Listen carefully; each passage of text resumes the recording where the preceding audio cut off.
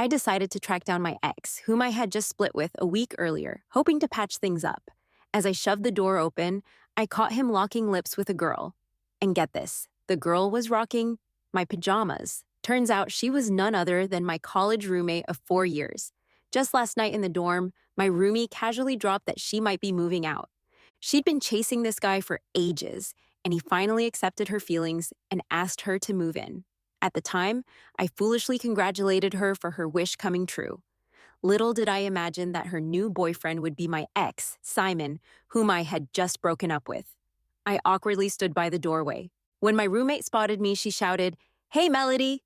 Simon glanced over too. When our eyes met, he looked a bit stunned, but mostly indifferent and cool.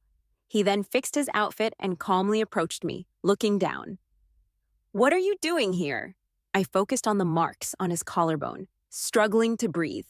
I couldn't even muster a word about getting back together. My roommate stepped closer, a bit apologetic, and gave a hesitant grin. "I didn't have any clothes with me, so I borrowed yours." "Sorry about that." My head was spinning. Seeing me silent, she quickly added, "Melody, please don't get it twisted. I only got together with Simon after you two broke up." Watching her rush to clarify, I felt like an idiot.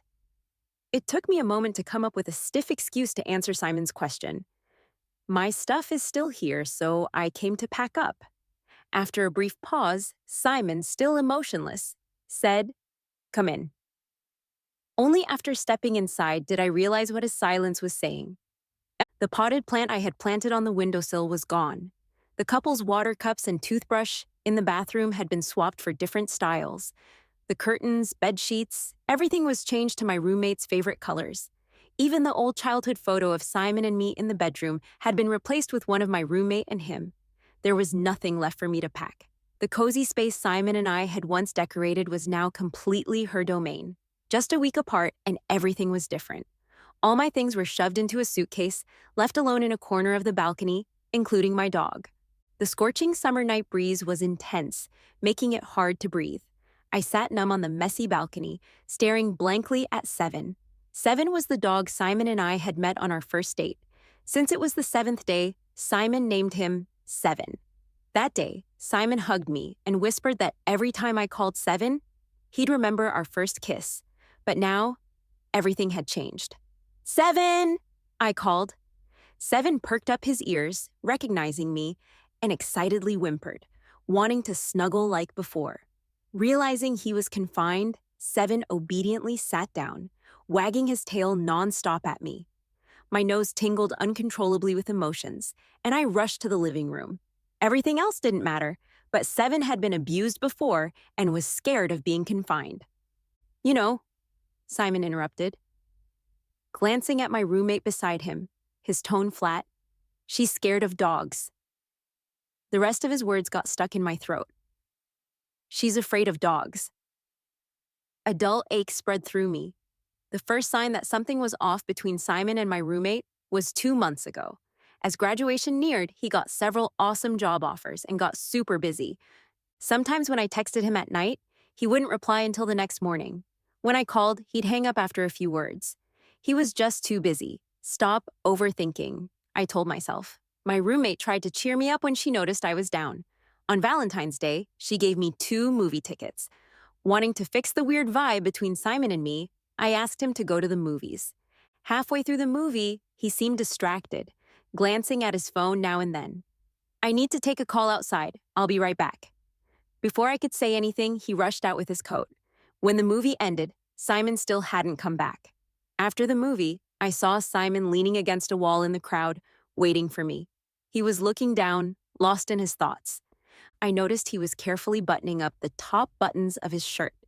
Seeing me, Simon just calmly said, "We were talking about the project and lost track of time." "What project needs a whole movie's length to discuss?" I asked. How did he respond then? He didn't even bother explaining. If you want to overthink, I can't help it. Back in the dorm, while flipping through my phone restlessly, I stumbled upon a recent social media post by my roommate. It was a pic of 2 half-drunk milk teas and 2 movie ticket stubs. No caption, just a heart emoji. The dorm was dead quiet, with only our shallow breaths. "Did you get those at the theater next to the hall where I live?" I'm not into rom-coms, but watching them with someone you like. My roommate stayed silent for a while, then suddenly grinned. Yeah. That night during our evening walk, I walked ahead in silence. Simon picked up on my mood, came over, and took my hand. What's up? I could only say. Tiffany was also at that cinema. The air went quiet, but only for a sec. Simon held my hand tightly. Melody, it's just a coincidence. Looking into his eyes, filled with calmness and regret, I couldn't let go of his hand. After years together, Simon and I had seen each other as the only choice for a future. I shouldn't have doubted his feelings based on assumptions. Plus, my roommate actually liked someone for a long time. I'd seen the photos. For her, she hadn't had a boyfriend in her entire 4 years of college. There shouldn't be anything going on between her and Simon. At least, I hope not. Whether it was my imagination or not, after that day, Simon became a lot more distant. As the thesis defense approached, he got busier, and we hadn't seen each other for almost a week. It was his birthday when I prepared a gift, grabbed a homemade cake, and went to his rented place to find him. When I pushed the door open, he was throwing a lively cake-eating party with a big group. His roommate was there too, almost entirely wrapped in Simon's embrace, her hand on his as they both held the cake cutter. The room oddly quieted for a moment when they saw me. Simon, expressionless, kept his hand there and didn't move. It was his roommate who pulled her hand away, staring at me with a complicated look. Soon someone stepped in to explain it was also Tiffany's birthday today, so they were just sharing cake and not to misunderstand. How could I not misunderstand? All the grudges and unease from these days turned real the moment I saw their weird actions. After the guests left, Simon and I had a huge fight. Or maybe I just had a hysterical outburst. I'm your girlfriend. Why didn't you tell me about your birthday party? Are you that busy? You can have cake with her, but you can't even spare a moment to reply to my messages. I was on the verge of breaking down. Simon, do you still want to be with me? But it was the same old silence. I leaned against a chair, slowly squatting down, burying my face in my knees, crying quietly. I will tell you everything. Once I graduate, I will marry you, Simon used to say, never letting me worry. But that day, he was speechless. In a fit of impulse, I brought up breaking up. Upon hearing it, Simon coldly replied, whatever, suit yourself. It was the 5th day after we broke up, when one of Simon's friends came over to mediate, claiming it was a surprise birthday party for Simon, and he had no prior knowledge of it. Melody, he was at fault, but during his busy thesis period, don't you think you're relying on him too much? His friend said. Even the roommate seemed helpless. Melody, I have someone I like. You've seen the photos. Simon is your boyfriend. How could I compete with you? Their words made me ponder for a long time, wondering if I was too demanding and impulsive. I decided to talk to Simon and sort things out. However, what I saw was that scene. It had been only a week since we broke up, and he eagerly accepted my roommate's confession. That night, I had to take Seven away since pets weren't allowed in the dorm. I temporarily left him at my parents' house. Snuggled in bed that night, my mind was filled with images of them kissing, even involuntarily imagining more intimate scenes. My scalp felt tight, and my heart was incredibly uneasy. So I went online and answered a question from someone with similar experiences, pouring out all my grievances and sadness. I didn't expect that post to blow up overnight. The notifications hit over 99. Why did he agree to the breakup so quickly? There couldn't have been a smooth transition in such a short time. He just gave the other woman a solid excuse.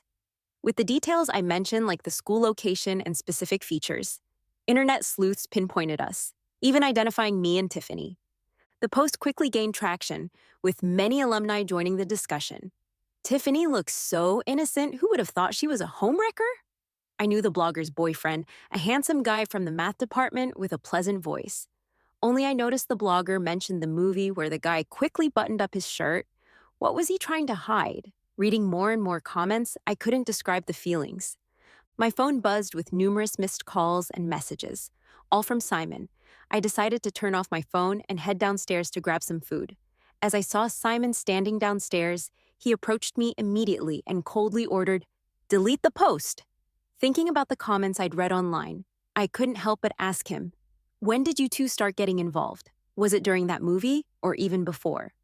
Simon stared at me expressionlessly, not giving a direct answer but not denying it either. Suddenly realizing I felt like laughing at myself and at him. If you don't like me anymore, you could have just told me. I wouldn't have dwelled on it. Why drag it out?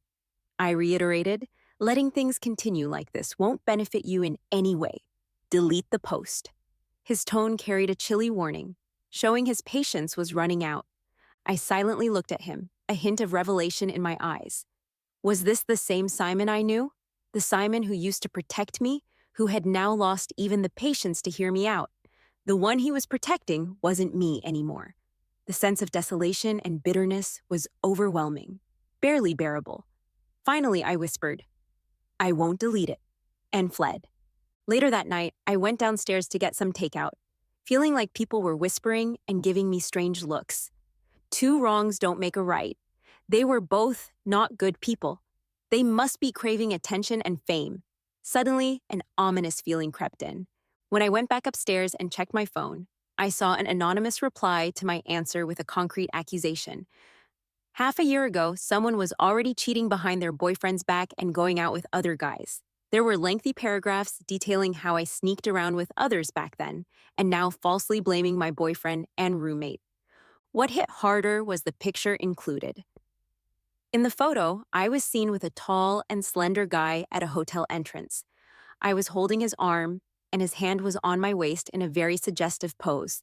The lights were dim, and I could barely see the guy looking down at me. It was definitely not Simon. My response must have caused quite a stir, rapidly attracting attention. Some netizens immediately turned against me, throwing the same accusations they had towards Tiffany at me, even harsher this time. Suddenly, a comment popped to the top. "Isn't this guy from the neighboring university, Jason?" There were several top-rated replies below. No way. How could Jason be interested in her? Jason seems to have a girlfriend. So, Melody is a homewrecker too. I restrained my anger and called my roommate. "Did you post that reply?" My roommate chuckled on the other end. "So what if I did?" "Melody, you started it. I was just responding." I was about to say more when suddenly I heard a gasp from her end. On the phone, my roommate scoffed, sounding a bit flustered. Simon's voice came through, sounding casual. "What's there to talk about with her?"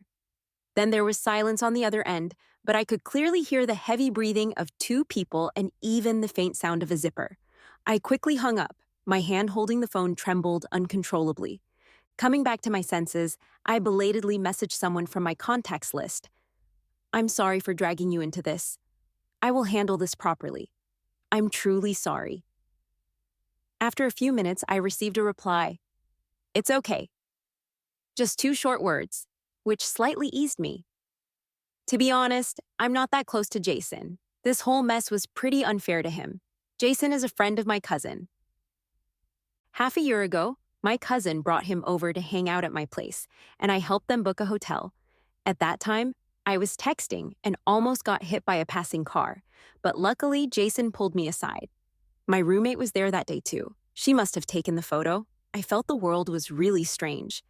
Even though I, my cousin, and Jason all explained and provided the hotel booking details from back then, the netizens seemed unwilling to listen. Maybe they didn't want the truth, but more gossip, and a winner and loser. My life was somewhat affected, and I became the subject of gossip at school. Just then, my roommate messaged me, saying she wanted to talk in person. My cousin, knowing I'm soft-hearted and might struggle handling it alone, offered to come with me, but I declined. We met at a coffee shop. When I arrived, both of them were already waiting. "Melody is here." I ignored my roommate and walked over silently to sit down. I could feel a cold gaze on my face, but I looked straight at my roommate. "What do you want to talk about?" "Talk." My roommate chuckled, covering her mouth with a bit of a theatrical smile. "You don't have the right to set conditions for talking to me." I laughed out of anger. "Tiffany, your so-called crush is Simon, right? You've been lying to me about someone else." "Yes." She admitted it quite frankly.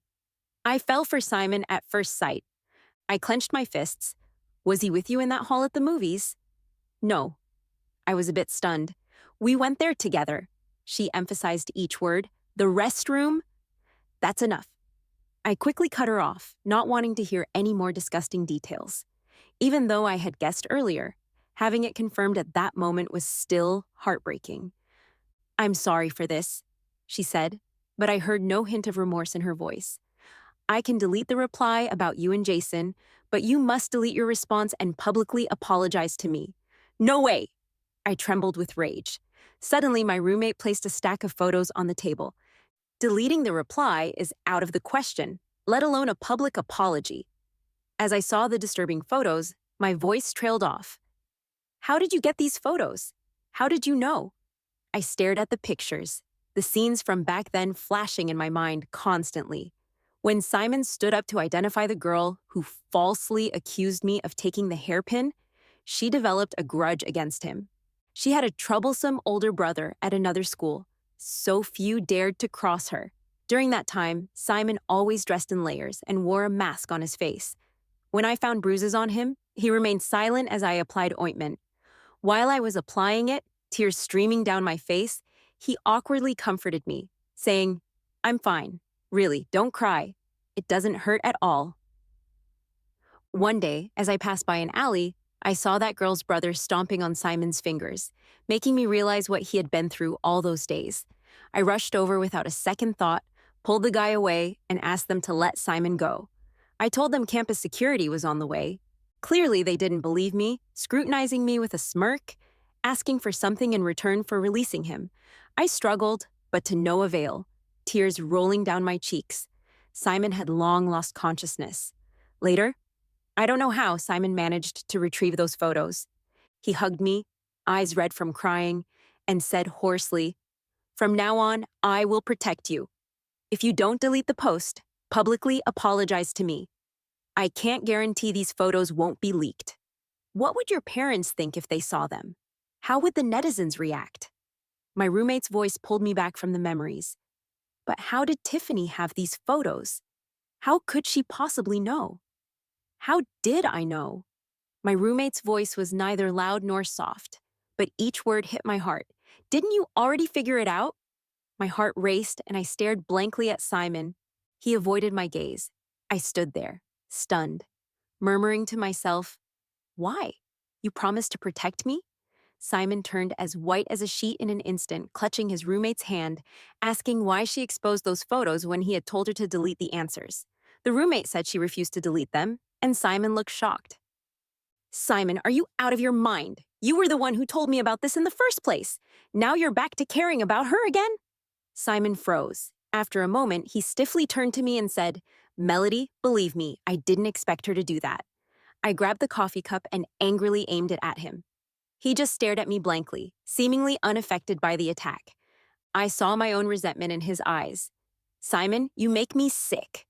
That memory was something I dared not touch, not even in my dreams. These past few years, whenever I saw anything with a bow on it, my whole body would involuntarily shake. I even doubted if Simon had ever truly liked me. Otherwise, why would he gossip about it to others? Maybe the commotion was too loud here, and people around started gossiping. And that girl seemed familiar. Yes, it was Melody, the one who stole someone's boyfriend and ended up being the other woman. Yes, I saw that picture too. Some even started raising their phones to take pictures of me. Simon shouted, "Put those phones away." The people quickly put away their phones and left. "I won't delete it, nor will I apologize," said the roommate. She looked at me in shock. "Aren't you afraid?" I turned the phone on the table over, showing that it was recording. "Once you release those photos, it becomes illegal. I will call the police and give them this recording." The roommate paled, barely managing to say, "Aren't you afraid of others seeing those photos?" I fell silent for a moment. At that time, I was too young, too scared to speak up or let my family know, afraid of their worry, of the gossip, and most of all, of their pitying looks. But then I realized, what was there to be afraid of? It wasn't my fault to be framed or photographed without my consent. Even my own fear that stopped me from reporting it back then wasn't my fault. The fault lies with those ill-intentioned people, those who speak ill of others when it's not their business, and those who use those photos to threaten me. The roommate's face turned ugly. Looking at her, I said what I truly wanted. Using those photos to threaten me is also illegal. With this recording, I can go to the police now. We're about to graduate. Don't you want to risk being expelled? The roommate glared at me. What are you up to? Without hesitation, I said, first, give me back those photos. Second, delete the answer with Jason. Third, tell the truth and publicly apologize to me and Jason. Before the roommate could reply, Simon quickly said, okay. His lips turned white, eyes filled with mixed emotions. I'm sorry, Melody. For the next half hour, I watched the roommate delete the answers on her phone and post an apology.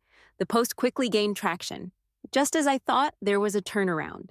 I gathered the photos on the table and asked, is that all? All the photos are here. Simon lowered his voice and replied, Melody, you don't have to be so guarded around me. Ignoring him, I put the photos in my bag and left the cafe. I could hear Simon calling my name from behind, but I didn't turn back. Stepping out of the cafe, I called my cousin, simply saying everything was resolved, not mentioning the photos. After the call, I stood on the roadside for a moment, then was about to hail a cab when a figure emerged from the cafe. It was Jason. In that brief eye contact, Jason also seemed surprised. He nodded at me, and we found a spot outside to sit down. I saw him order a few desserts and asked, did you see everything? Jason seemed to ponder for a moment and nodded. I was sitting in front of you. I fell silent. You did a great job just now, he said. Things wouldn't have gone so smoothly if you hadn't recorded it preemptively. I doubt they expected you to do that. He smiled faintly.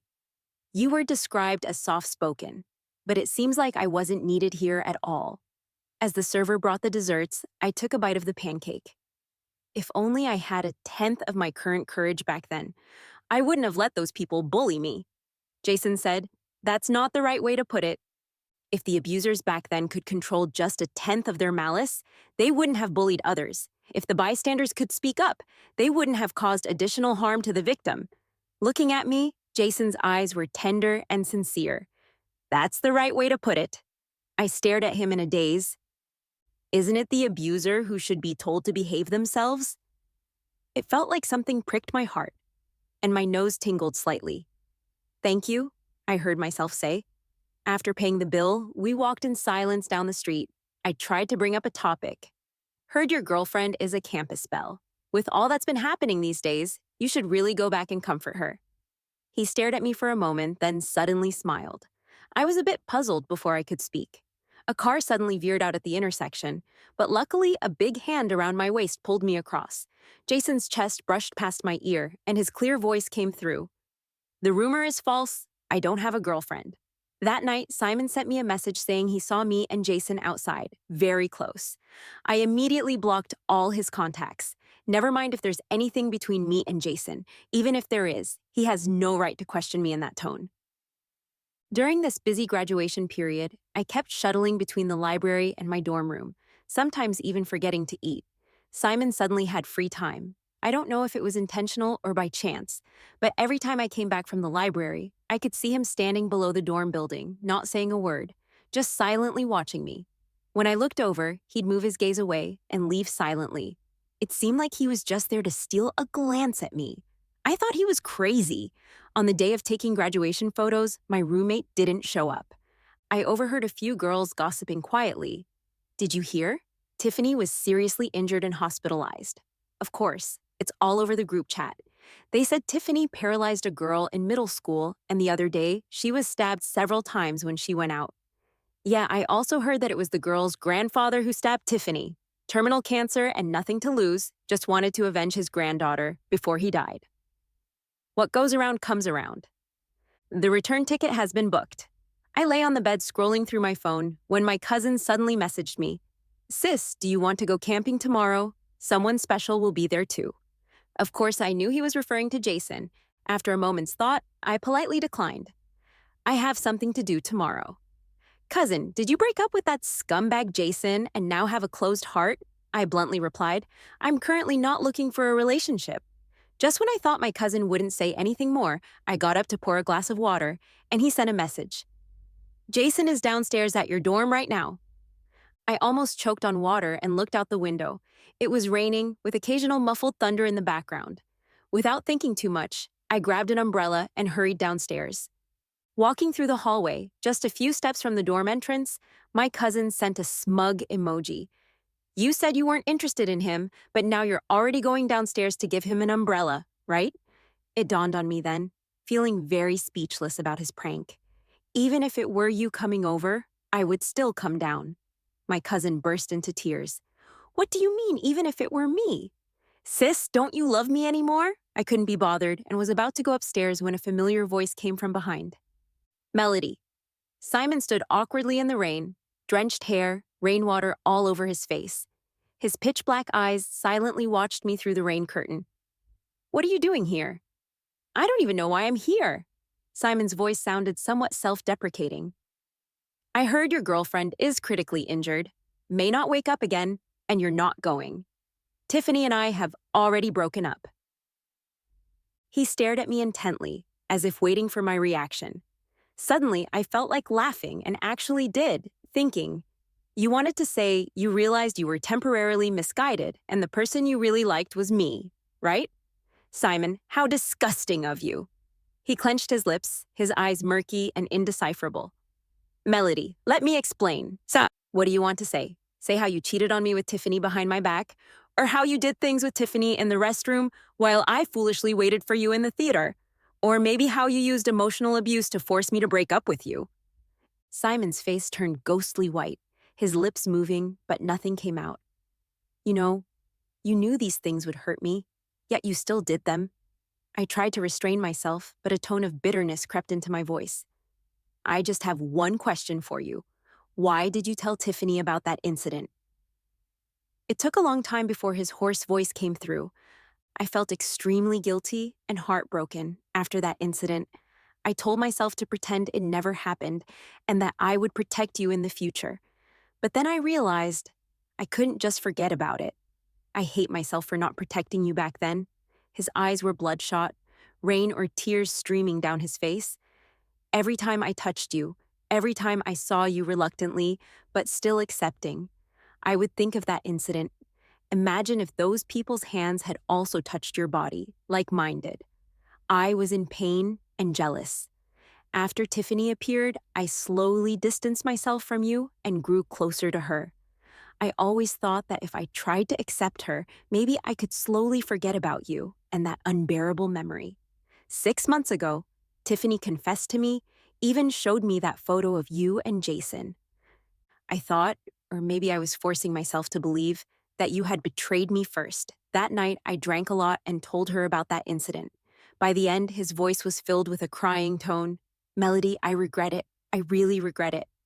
He actually knelt down right in front of me, begging for forgiveness. Please forgive me, okay? A strong sense of bitterness washed over me.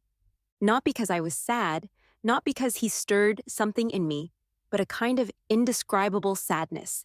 In that moment, I realized he never loved me, nor Tiffany.